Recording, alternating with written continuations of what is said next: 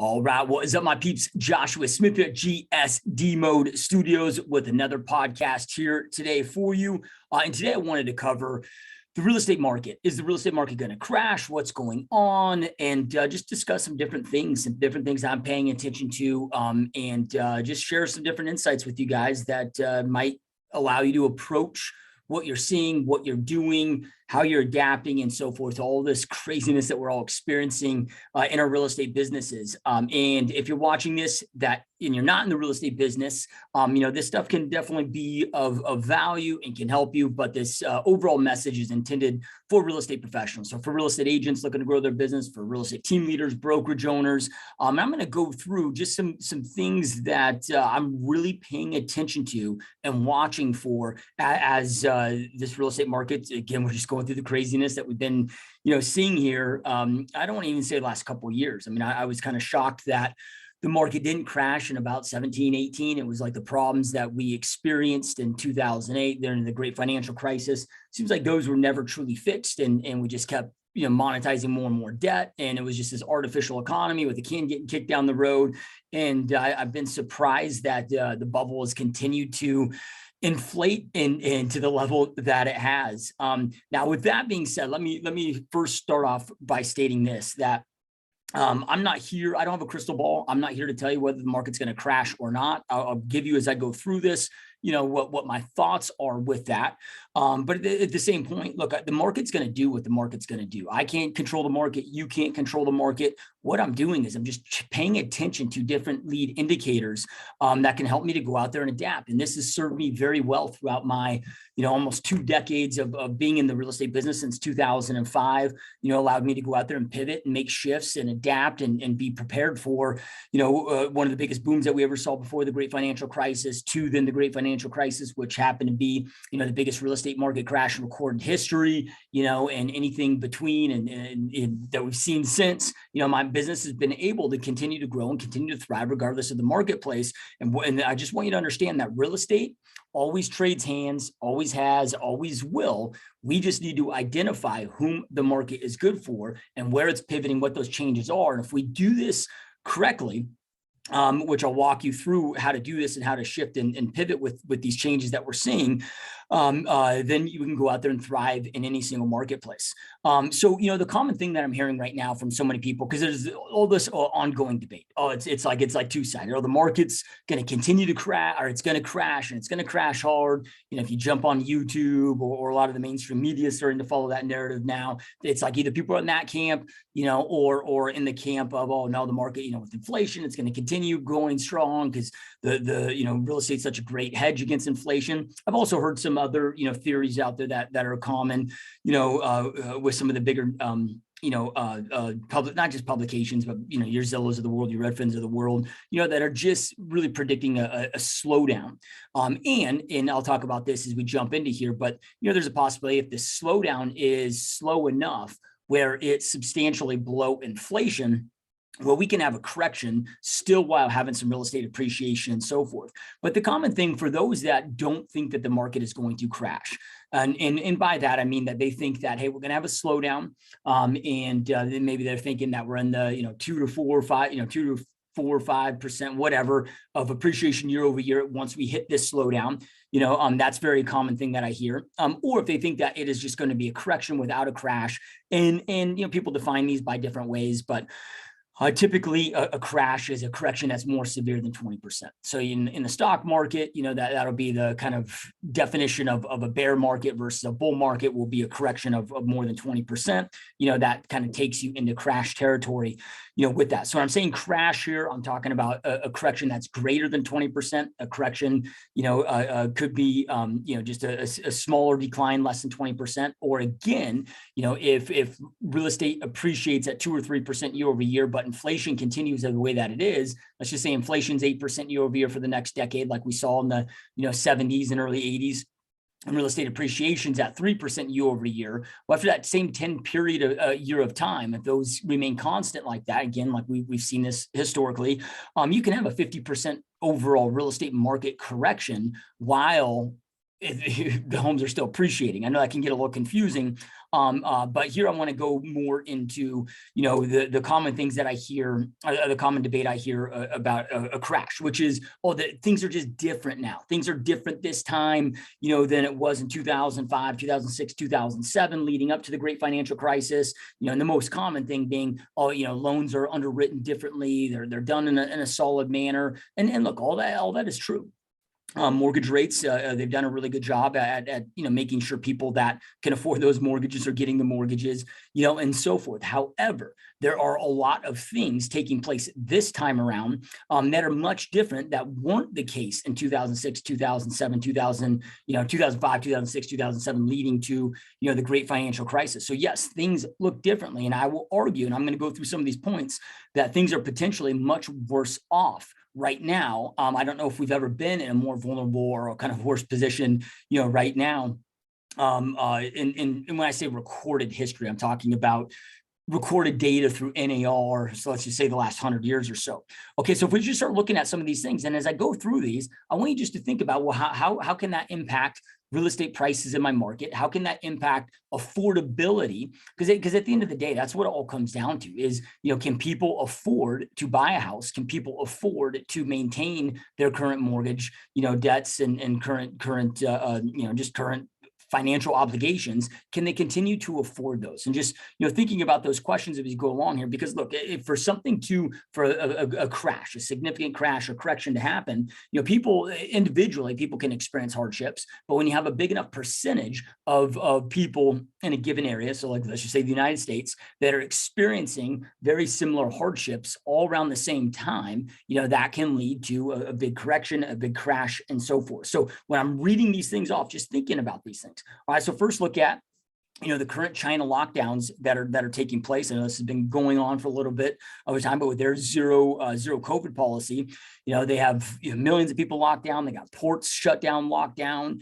So their supply chain, just we can think of this is what this was like in the beginning of COVID, kind of with supply chain shutdowns, maybe not quite the same severity, but it's taking place, right? So when I see, like, when I'm speaking to China specifically, go through your household and just look at all the things that you acquire, that you buy, that are made in China, right? Well, if ports are shut down, manufacturing shut down, those things aren't being made, they're not being shipped out. What does that mean then? It's going to be harder to obtain those items, right? They're going to be more scarce, potentially, can drive up prices, and so forth. Then you got the CCP calling all of those that reside in China to pull out of non-internal investments. So there's a lot of theories as to why they're doing this, but they're the one that I just recently heard was, that they're fearful of the different sanctions and so forth that's taking place in Russia, and they don't want to get their people and internally in a position, for that. And that could be, I don't know this, I don't have this intel from China, but maybe they have some plans of, there's been talks over the years of, China taking over Taiwan, what that could look like, right? And the United States has been very firm on their stance on that's, like, we're going to back Taiwan. So if we impose the same sanctions and do something similar that we've done, with against Russia and against Putin, maybe they have some fear there with that. But when I look at this, and I'm not trying to speculate on all those things, I'm just trying to look at, what does that mean, right? So if it doesn't mean that all these, Chinese investors and so forth are going to abide by what the CCP is telling them to do, but there's going to be a percentage that do, and maybe they all end up doing it. I don't know. That's yet to be seen. However, when there's less investment, and they're pulling those investments, from other countries, from the United States and so forth, what does that look like? If they're buying less real estate, if they're buying less, U.S. treasuries, whatever that may be, what does that look like, and how does it impact our overall economy? And I'll get into this a little bit deeper as I'm going through some of these points here with you guys. But if you look at, and if you study most crashes, recessions, of the past, it's not just things internally here in the United States or whatever country that you're in, that you're maybe listening to this in. that impact this. Usually it's something that was triggered. It could be triggered internally, that spill over globally, but there's usually a lot of layers that led up to that thing, that moment of that recession or depression, with this. This is why we've got to look more than just linearly. And a lot of people just think about just problems going on in the United States is an example. And chalk things up to, real estate's going to continue going up because inflation, and real estate's a great hedge against inflation, and so forth. Well, look, there's also a great argument to be made that we're going to start seeing deflation and some deflationary times ahead, in that people are making moves right now to protect themselves for inflation. And I truly believe, which I'll get into here later, that once we get through this inflationary time that we're in, that things are going to be deflationary for a long time, maybe the rest of my lifetime. Right? Okay, so in addition to that, you got CCP calling their citizens to pull back investments that are outside of the Chinese economy, and just reallocating that capital into just Chinese investments and so forth, and back into their own infrastructure, whatever that looks like. But then China's going through their own recession right now, and going through their own massive economic issues, that they're personally going through. And again, how does that impact us? Right? And how does that impact the consumer, right? Because at the end of the day, and the reason why I bring up all these points is it just boils down to the consumer, right? Do they feel confident enough in the real estate market? Can they afford it? Do they feel confident that they can afford it, or can afford it in the future? Do they feel confident enough in it to invest in real estate assets and other assets in the future? Okay, then boom, we look at the Ukraine and Russia war going on, and this is taking place right now, and my best guess is that it's going to be something that's here for some time. Right. So when we start looking at that, well, look I get that there's inflation before the war. I get that every time I bring this up, I kind of get hammered by, inflation was started before the war. Like, you can't just blame it on Putin. I'm not trying to by any means, but it's added to it, right? It's added to the cost of gasoline. It's the cost of oil. But then it's like you look at, so you got about 30% of the global wheat supply that comes out of between Russia and Ukraine. Then you look at, from an energy standpoint, the amount of people that aren't getting natural gas, oil, and so forth. And I know here in the U.S. we don't necessarily rely on that per se. But last year, we imported about $50 billion of natural gas. And that might have been the West all in total, but either way, it's having an impact. The other thing that a lot of people don't think about is about 50% of global fertilizers come out of that area between Russia and Ukraine. And with those shut down, what does that mean to long-term food costs, right? So you look at, gasoline at or close to all-time highs, diesel fuels at all-time highs.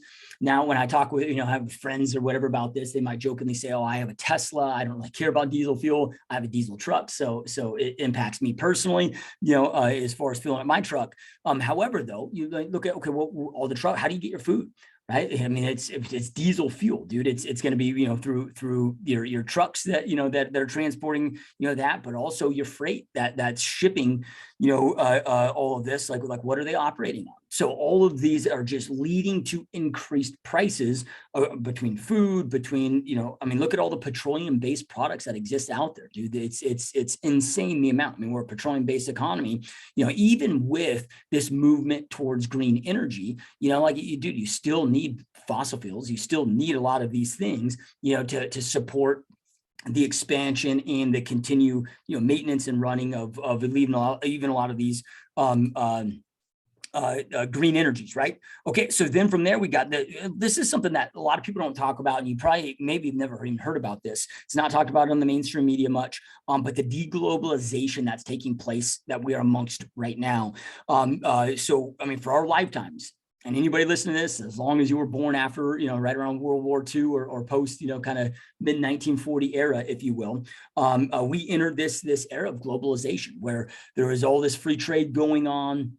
And it was this massive era of peace and this massive area of free trade. Everybody could partake into it and so forth. Well, we're in an era now where we're reversing that, right? So Bretton Woods, took place after World War II, and essentially United States leveraged our Navy, to go out there and open up free trade so people could go out there and safely do this. And we entered this, long gap of globalization that is now being done away with, right? So we're going into this deglobalization movement that none of us have experienced in our lifetime. And what does that look like, right? So when you have this deglobalization, there's not going to be, this free labor like that we maybe, not free labor, I shouldn't say that, very inexpensive labor that we, had with our relationship with China and manufacturing and so forth, right? When all that starts to go away, what does that look like? How does that impact the consumer? How does that impact us, and so forth with that? From there, I already talked about all-time high fuel costs, diesel costs, jet fuel costs. I just booked a few flights and just just blown away at the cost of flights. We're in one of the biggest, if not the biggest, all asset class bubbles of all time. So right now we've got a big real estate bubble that we're amongst right now. Then we've got stock market bubble, we've got the bond market bubble, but then you look at all the debt that's associated to this, which I'll get in deeper here too as we go through, but close to, if not all-time record high consumer debt, but definitely record high government debt, record high corporate debt that exists out there. So we got this all asset class, everything bubble that's taking place right now. And bubbles, look, those beasts can pop, right? Or the air can be let out slowly, right? And it can slowly deflate. And when you hear the Federal Reserve talk right now, when they're talking about a soft landing, is what they're really referring to. Can they manage this so it slowly lets out and the thing doesn't burst, right? Right now we have the fastest rise in this period of time that we've seen in the last 5.5 months in mortgage interest rates in recorded history. So we're looking, if we look at some from December 30th to right now, we're averaging right about 0.5% increase per month of mortgage rates. And is that going to, I know we started to see a slight dip in easing on that. But I don't have any good faith that is going to slow down. I'll talk about that more here in a minute. Then when we look at inflation, so inflation, if you look at shadow stats, which will break down and adjust based on the changing models, right? So in the 90s, under the Clinton administration, they changed how CPI, how inflation was calculated, so they can make the number look prettier, right? And I'm sure they had their reasons to that. I'm not trying to hate on anybody there. But when we're told that inflation is at, a 40-year high, or the highest it's been in 40 years and so forth, like the only way you can truly make that comparison is if you are counting inflation in the same manner, but when they're not including, or they're choosing to omit certain things that are very inflationary at this period of time, and they're not calculating those in the CPI numbers and so forth, we need a like for like model to go out there and calculate these through. So that's why I like shadow stats, because it'll break down under the same models what inflation is today if we are utilizing the same models that were used in the 70s and the 80s and during other high inflationary times that we get compared to, which right now, if we go up those same models, it's much higher than it was in the 70s and 80s. It's actually the highest that it's been since like 1918. It's at 16.46%. So it's dipped slightly. But it's still astronomical. So we got current inflation at 16.46%. And then when we have wages, increasing 4% a year, that means that cost of life is increasing at a much greater pace than a cost of that we get paid at our jobs, that we can go out there and afford and so forth. Now, if you look at true unemployment rates right now, again, according to shadow stats, calculating the same as we did during the Great Depression and so forth, you got unemployment at 24.5%. Now you got credit card debt reaching, or close to right now, but it is close to surpassing all-time highs. You got subprime loans. So if we think of cars, credit card debts, and personal loans in the subprime markets, delinquencies are on the rise. And in fact, delinquencies on subprime car loans and leases have already hit all-time highs. Now, I know subprime, that's riskier borrowers out there that are partaking those, right? But this stuff it starts to trickle up. Then from there, we've got the shrink in demography. And this is something, again, I know I talked about the deglobalization a moment ago that people aren't talking about, they're not thinking about, they're not factoring in, because one of the dangerous things to think about is like making decisions or predictions, based on shit staying the same, right? Well, no, like when we have deglobalization, our trade agreements, manufacturing agreements, when our supply chains, when all of that is in the makings right now, being reorganized and rebuilt and refigured out, like it changes a lot. Like there's so many unknowns out there with this stuff. And again, I'm not saying that these things are going to lead us to a crash. However, they're just things I'm paying attention to and looking at and contemplating on. And watching to see how these things impact the real estate market. Because myself, I've been doing this almost 2 decades now, which, I know isn't, I have friends that have been in this industry for 50 plus years, but I don't know anybody that's seen everything, that's all the different moves that are taking place right now, not just here in the United States, but globally. Like, I don't know anybody that's lived through in an era that's ever seen all these moves taking place simultaneously at the same time, like we are right now. But then with the shrinking demography, so the baby boom generation is the largest generation globally to ever exist. And almost everywhere. Now, the United States is in pretty decently good position, better than most, but most of them are inverted. Meaning that they have, like, if you look at China right now, it's the fastest aging society and country in on the history of the planet. There are some very brilliant geopolitical analysts that believe that, China is going to essentially be obsolete in the next decade just because of a demography issue. So we are experiencing a demography issue because you had baby boomers. That was the largest generation, right? Then Gen X was significantly smaller than the baby boom generation. Millennials, bigger than Gen X, but smaller than the baby boom generation. And then you have the Zoomers below them that are even smaller. Like the only fix to our demography issue, really 2 potential fixes, is that millennials start having a lot of kids, or maybe it's a combination of both, through immigration. We can fill that declining, population. But when you think, I look at this as being pretty simple, right? When it comes to overall, when it comes to demographics and the overall economy, you got people. It takes you got people that go out there and manufacture and build things, and then you have people that consume those things, right? Well, when that shrinks, you got less people to build things, less people to produce things. Now you can argue that, technology is replacing a lot of these people. Okay, cool, right? Like even if that is the case, you still have less people to go out there and consume and partake in those goods and services. So that's going to be a shrink. That's highly deflationary, right? Opposite of what we're experiencing right now with that. So we got the shrink in the demography. You got right now, we're in a 70% here in the United States, 70% of our economy is based on, it's a consumption economy. So again, when you have the consumer that is in a tighter and tighter spot, that continues to rack on more and more debt, that continues to deplete more and more of their savings, at the lowest point they've been in a decade or so. And again, so you got rising debt, decreased savings, plus there's less of them to just go out there and consume. That means over time, consumption is just going to be less and less and less, right? With this. All right. So, and I know you guys are probably already seeing what's going on with the stock market, bond market, crypto market, all of that stuff. And again, I'm just asking myself when I see these take place is, based on my market and your market, because real estate is so hyper local, like how do these impact this? Maybe you're in a big area, like, part of our market here in Arizona is really big on snowbirds, right? So these are retirees that buy a second home so they can be snowbirds and they spend the winter here. Well, if 401ks and pensions are getting wiped out or are taking a massive hit, on those things, are they going to be less apt to go out there and purchase a secondary property in my market?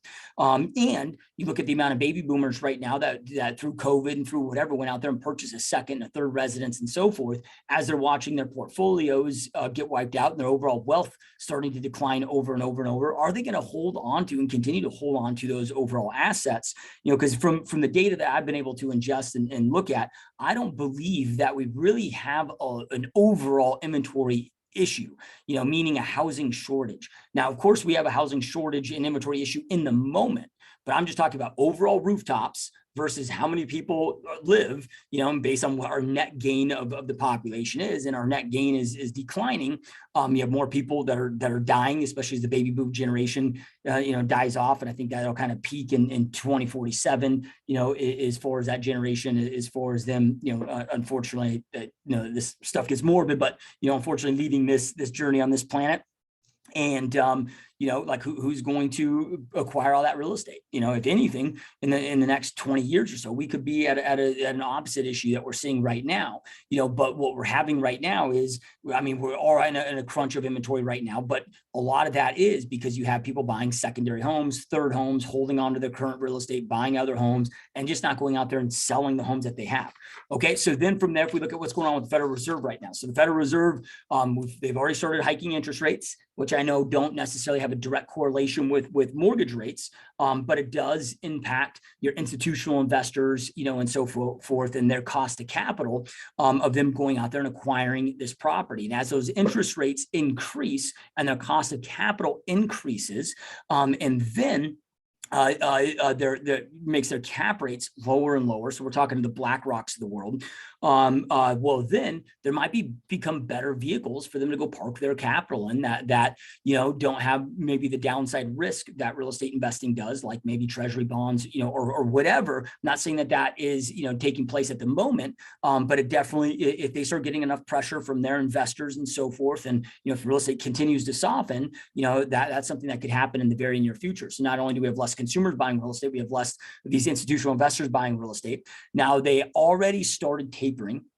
So when you hear the Federal Reserve talk about tapering, that just means they're buying less assets. So we had since about April of 2019 through just a couple months ago, where the Federal Reserve was buying a shit ton of assets, buying junk bonds, going out there buying a lot of mortgage-backed securities. Well, I don't know the exact average, but it's something around 60 billion, could have been north of that, mortgage-backed securities on a monthly basis. So when they say tapering, that means they're doing less of that. So less quantitative easing, less money printing, if you will. Now, the Federal Reserve has $2.7 trillion of mortgage-backed securities on their balance sheet. So they're the largest holder of mortgage-backed securities, private holder of mortgage-backed securities that exists out there, right? So they're sitting on all these mortgage-backed securities. Well, now they're talking about tightening.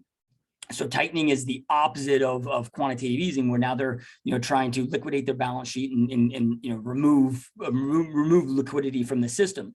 So then now, when they're going to start this tightening schedule, they are now going to go out there and start selling off these mortgage-backed securities. So not only are they not acquiring them or acquiring less, I haven't I've heard that I haven't seen the exact amounts of mortgage-backed securities in the future they're going to buy, but I know they're not going to zero on their balance sheet with it. But they're going to be liquidating and selling a bunch of those off, and then acquiring a hell of a lot less in the future. So they're, according to them, what they feel to have, I guess, a healthier balance sheet of these mortgage-backed securities. But then from there, we got new mortgage-backed security purchases are one of the biggest indicators of mortgage interest rates and what those are. This is why, even before the Federal Reserve started to increase interest rates, well, months before that, we saw mortgage interest rates firing up, starting to skyrocket up. Why is that? Because the Federal Reserve quit buying mortgage-backed securities.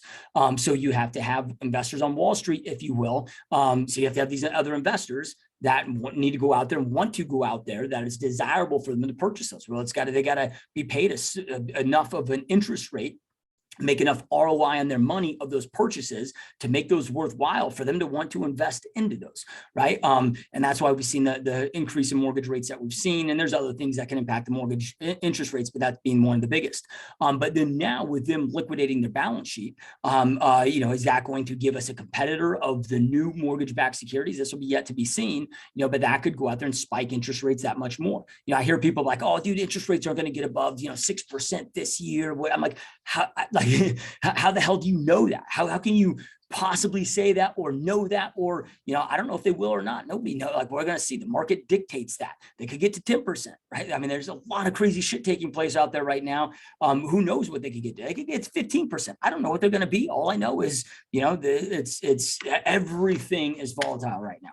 Okay. So current mortgage payment debt to income ratios is currently at 34%, which was it's the highest that it's been since mid 2006, which is when the market market really peaked.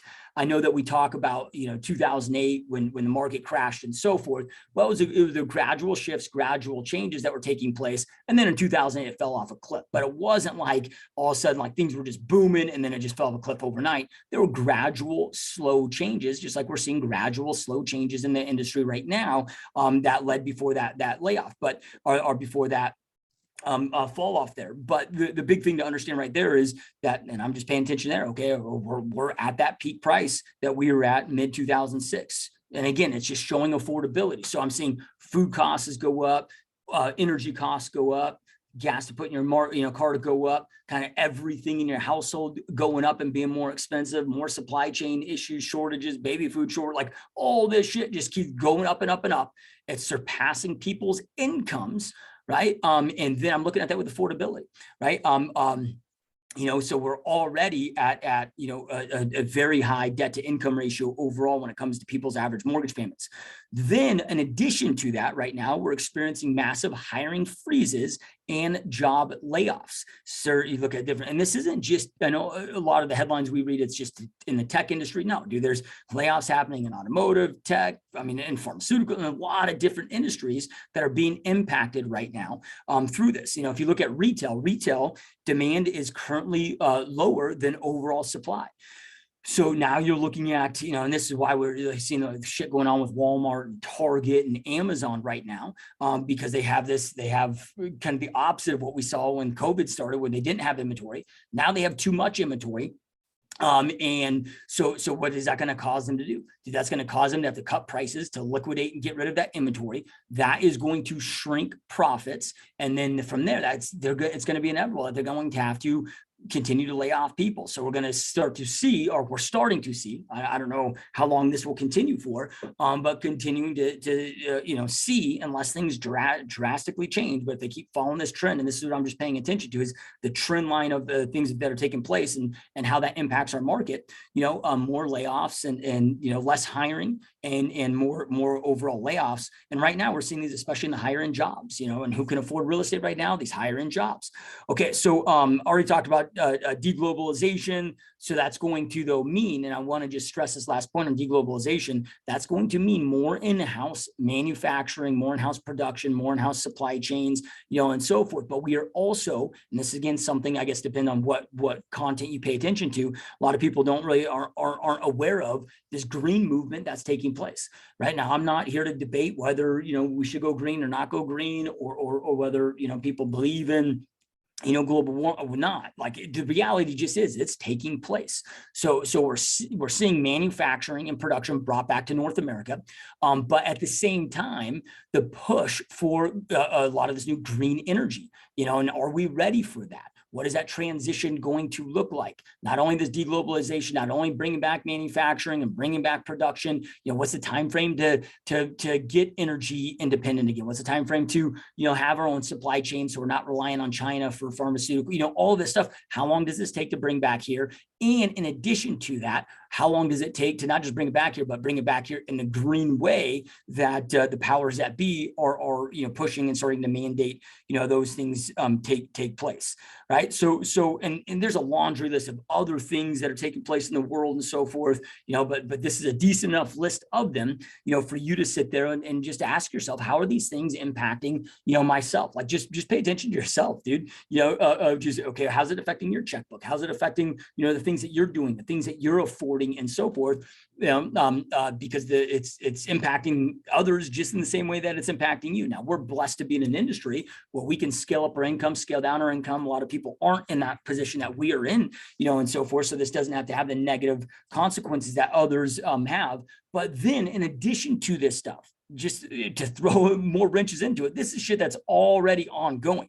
But then from there, well, what if China does invade Taiwan, and we end up, not only are we involved in this Ukraine-Russia war? I know we're not fighting the war, but you know what I mean there by the involvement with that. Support for Ukraine and the amount of energy and money that we're pumping into that.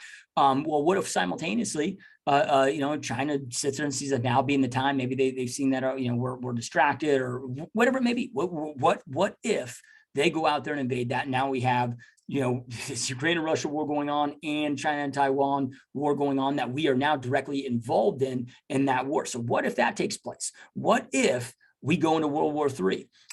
China, Ukraine, or I'm sorry, Russia and Ukraine right now.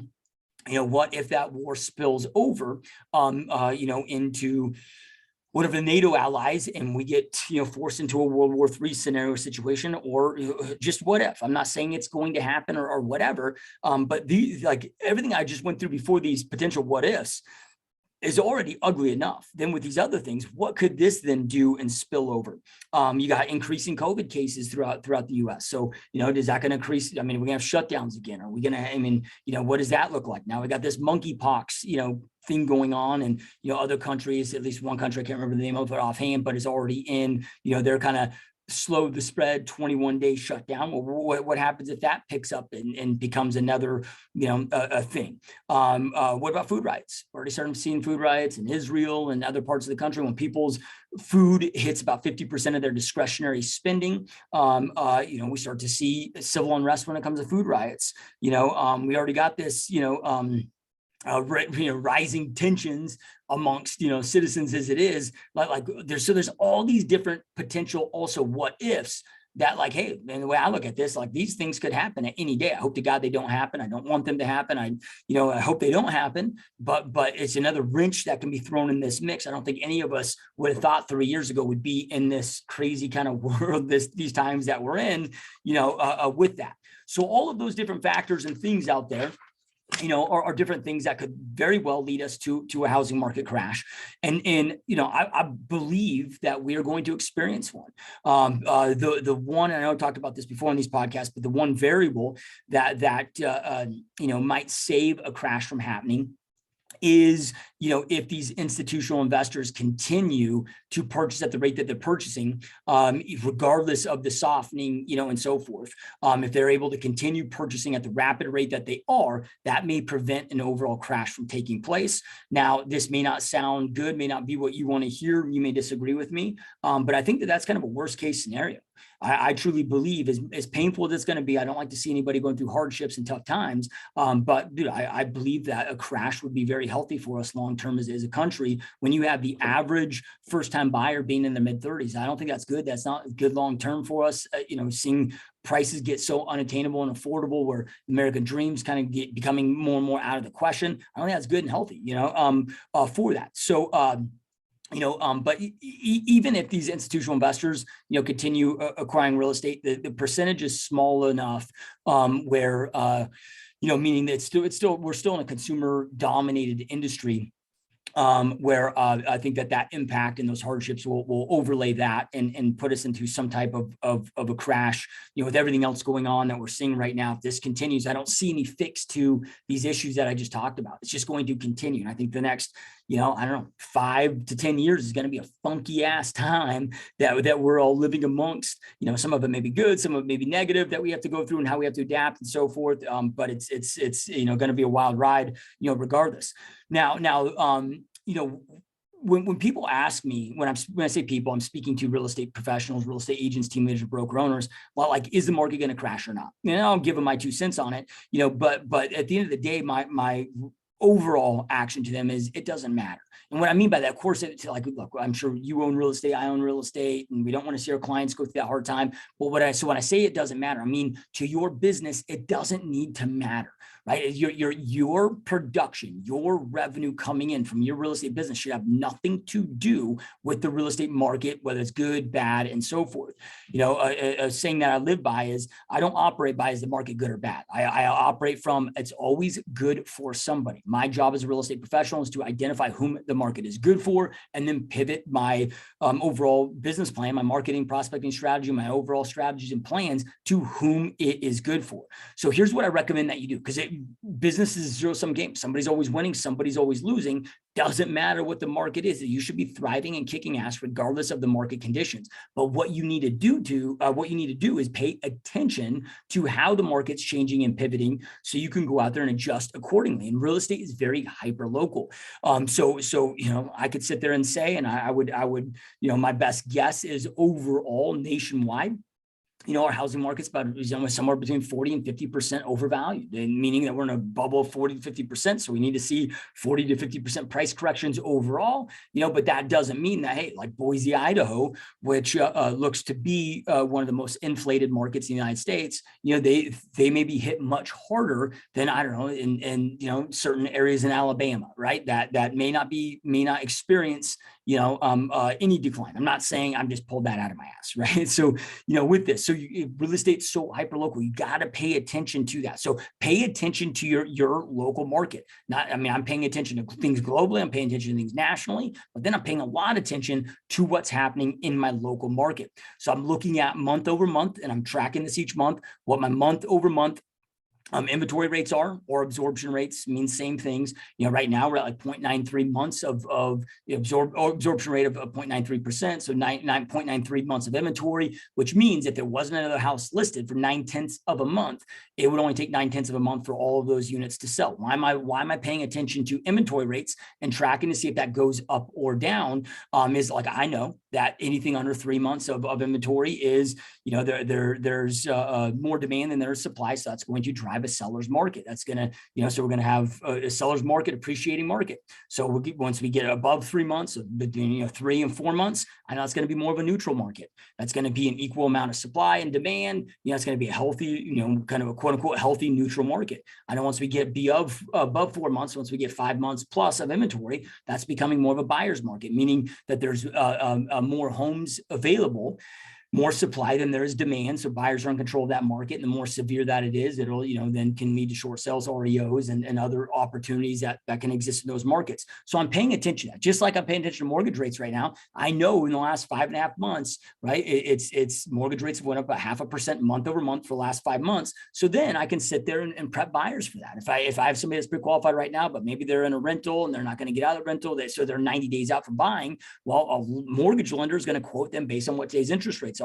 Well, then and maybe a good lender would know more and have more foresight to quote them of when they'd be buying based on these trends right now. But okay, quote them on what it is today, but if we follow this trend that we've been following for the last, almost 6 months now, what does that do? If interest rates are 1.5% greater, can they still afford to buy? What does that look like? Do we need to be, planning for that, adjusting for that, whatever that may be?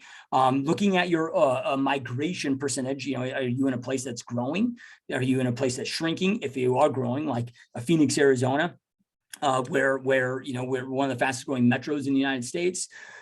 So a ton of people moving from outside of Phoenix. Well, is that increasing? Is there still that migration demand? Is that starting to slow down? Whatever. So if you're in one of those areas, what does migration look like? What is that percentage? Is it holding constant? Is it slowing down? Is it increasing? What's going on with prices? This is an obvious one, but list prices along with sales prices, average and median, looking at offers that are taking place. 3-4 months ago, we were getting 20, 30, 40 offers on every single property. Now we might only be getting 5. When there's still multiple offers, it's still high, very competitive, but we're seeing a slowdown there. So, and what's the structure of those offers? Like now for the first time in several years, we're starting to see sellers now give up concessions and, certain things. Looking at builders, local builders in our market, we're 2-3 months ago, builders wouldn't even talk to us. We had some builders that wouldn't offer co-brokes, refuse to work with agents. Now we're having builders reach out and be proactive to us.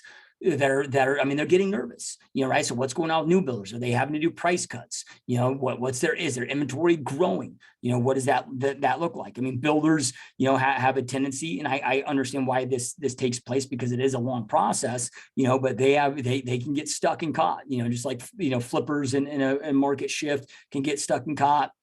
Builders are in that boat, so I've watched very heavily what's going on with builders. And when I said prices earlier, pay attention to prices, also pay attention to what's going on with rents. We were seeing, homes that were maybe renting at $2,500 a month, now sitting and now eventually going for $2,000 a month and having to cut those, right? Cut those costs, just paying attention to what that overall looks like for overall affordability in our local market. Check in with your local title companies. trying to see and getting an idea of, like, right now, like, I want to know, dude, are you having an increase, decrease, or is it staying the same with the amount of your fallouts? Like, are you having cancellations? Are you having fallouts, right? Cancellations might be people just saying, screw this, I'm out for whatever reason. Are you having, declines and people not being able to move forward because their interest rates spiked? Maybe they didn't get locked in at the low, whatever. But I want to know, are you seeing a lesser percentage of openings taking place? And if so, if they're having less openings, if they're having more faults and cancellations, like, what's the subset of the market that's taking place? Is it the regular consumer, regular buyers, but is it like, are you seeing that same slowdown with institutional investors? I want to get that data and that intel. Looking at, we talked about new construction, you can pull, new job permits in your area, new construction starts, plus talking and have a conversation with the builders. And then look at your local job market. What's going on with the local job market? Is it staying strong? Is it what type of industry makes up your job market? And these are these types of jobs that are recession proof. Are these businesses are they starting layoffs? Paying attention to that, because it's a large enough percentage of the population that experience certain hardships that can lead to bigger corrections, bigger crashes, inside your markets, and this is why too, like, the markets that typically correct the hardest during a crash, like have the biggest crashes, biggest corrections, are typically the more heavily investor-driven markets, like Phoenix, Arizona. I know we're in for a bloodbath, right? Like, we're leading the country in no, I'm not saying that lead. We're one of the top. I haven't pulled the data on this as far as a national stat, so this may have changed over the last 12 months. But last time I saw the stat, we were leading the nation with investor purchases. About 34% or so of our purchases taking place were investment purchases. And we just see there's a direct correlation there of historic corrections and crashes of the percentage of investors, that are purchasing in any given market, because especially, when these big, especially these institutional investors are hit hard, they're going to start liquidating their assets. It just typically happens. They may not happen this time around. Nothing will surprise me anymore. I'm seeing shit right now that I never thought I'd see, take place. It's a very confusing time right now. There's crazy moves. It feels like we're living in a freaking movie right now with a lot of these things. But just pay attention to the trends that are taking place in your local market.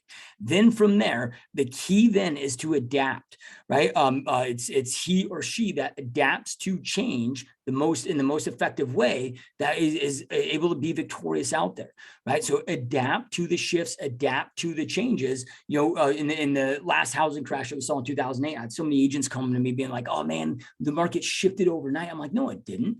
We started seeing these. We saw the market peak in mid 2006 and started to slowly see changes, subtle changes taking place. Now it looked to the outsider out there that that wasn't paying attention. And when I say outsider, even those that are in real estate, what I mean by outsiders, people that aren't fucking paying attention, right? So those that were not paying attention, it appeared like it shifted and turned on a dime, but those paying attention, I was like, dude, you had a year and a half, 2 years to prep and plan and pivot for these different changes that were taking place. Nobody knew how well, at least I didn't, and I didn't know anybody, here in our market that knew precisely how nasty it was going to get in our market. But we could see the changes and the adaptations to mix it. Then on the reverse of that, it was like in the end of 2010, 2011, and so forth, I was asked to go speak at REO conferences and, short sell conferences and so forth, and speak on stage as a guest speaker there. And I see all these, thousands of agents, attending these conferences and so forth. And I'm like, look, you guys are all trying to get into REO right now, or I'm trying to get out. And it wasn't because I didn't enjoy the business anymore. It was because I already saw like the changes were going in the other way. Like they already missed that window. So pay attention to the shifts that are taking place and then adapt to your ideal client accordingly. So when you look at your ideal client, it's, in a perfect world, your ideal client is who you love working with, who you connect with the best, who sends you the most repeat referral business. Like, who is that ideal person that you just want to clone and you want to continue working with them? That's a perfect world. Well, the world is not perfect, far from perfect, right? So I'm looking at where's the opportunity at?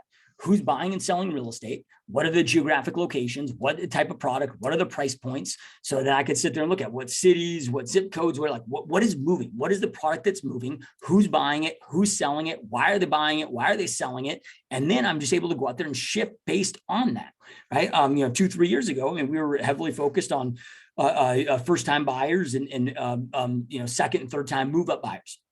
So those that owned a home that were looking to move up, which we still work with that clientele today, but we were doing a lot of first-time buyer business, at that point too.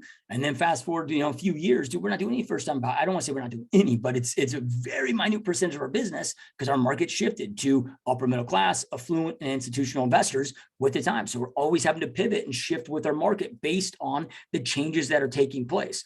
But we always identify who the ideal client is, where the biggest opportunities at in your business and or opportunities, and then adapt and shift accordingly. Because like I said earlier, real estate's always trading hands, always has been, always will. Position yourself so you know where that opportunity is at, and adjust your strategy or prospecting, your marketing, and your overall strategy to where real estate is good, because it's always good for somebody. And then the last thing I'll end with right here is make sure that you're working hard right now. When I hear agents, let's just say it's a friend that's reaching out, that I can be brutally honest with them, that is, kind of giving me the whole I'm burnt out, talk, and they just need a break, right now, because I care about them and there's something that means something to, matters to me, and I care about them, right now. And I'm just like, dude, you just gotta suck it up, dude. It's that time right now where you just need to be grinding. You need to be grinding your ass off. Business is a zero-sum game. Somebody's always winning, somebody's always losing, but to position yourself in the best manner that you possibly can. And I've found this to be true during any type of big radical shifts or changes that we've seen in the industry. Like, dude, you got to be pedal to the metal, man. You got to be committed. You got to be busting your ass off. You got to get this whole thought process out of your head that I need balance in my life. I'm not saying to neglect your family, not saying to neglect your health, right? Take care of your family, take care of your health, invest that time, right? Like, you might just have to neglect and cut out part of your social life and entertainment, whatever. Your future self will thank you for it. So work your ass off, work harder than you ever worked up to this point in your career. And then restrict your spending. And by that, I mean, be fiscally responsible, be smart with your money, because not only do you need to have money to go out there and survive any shifts and pivots in markets. And I've been through a lot of different shifts now. And some of these shifts I've had to go 90 days, without a paycheck as you're shifting ideal clients, and, having to like this money, the faucet over here starts to dry up, and you're dumping money and time over into this new, where the new opportunities at. Like I've had that. I've had to go, it's rare. It hasn't happened a lot throughout my career, but I've had those times. So I want to be in a position to be able to do those. But you got to be able to survive in order to thrive. So if your gas costs are 3x, like if your cost of life is 3x what it is, 12 months from now, what it is today, okay, like you need to be able to afford life. And so just restrict it, be fiscally smart with your money, cut out the bullshit. But even more importantly, well, I don't want to say more importantly, because it's important that you survive in order to thrive, right? Like, right, we all get that. But then from there, you need to be able to capitalize on the opportunities at hand. You always need to be preparing to be prepared. So whatever that looks like, it's, more business opportunities. Maybe you're able to go out there and hire talented staff when everybody else is laying them off, and get your dream rock star, I don't know, admin or support, whatever it may be. You want to be able to take advantage of that. Gain a perfect time to go out there and swap market share when everybody else is starting to cut out marketing costs, certain layoff people. Like, you want to be the firefighter. When other people are running out, you're able to run in, whether that be maybe acquiring real estate or jumping into other investment opportunities that you see out there, right? I'm like, dude, I'm going to get as much as I can when I'm able to buy real estate again at 50 cents on the dollar, right? Whatever it may be, you want to be able to take advantage of those opportunities. So just be very smart with your money. So then that way, when those opportunities present themselves, because they're going to be, I hope that I didn't get you guys down with this call today, because I'm excited about the future. There's going to be insane opportunities to be had in the future. But I got to deal in realities of where we're currently at, even though this stuff is, not always the most fun stuff to digest and think about and whatever, but I take in that intel and study it, as hard as it may be sometimes, to look at some of this stuff and navigate through this, to put myself in a position so I can go out there and take care of myself, my family, and, create the life that I want to go out there and create. And there'll be massive opportunities, going ahead for those that have been preparing for taking advantage of those opportunities. So anyway, I hope that this was helpful. I appreciate you guys being here. Appreciate all your support. Keep crushing, keep kicking ass. And we'll see you next time. Peace.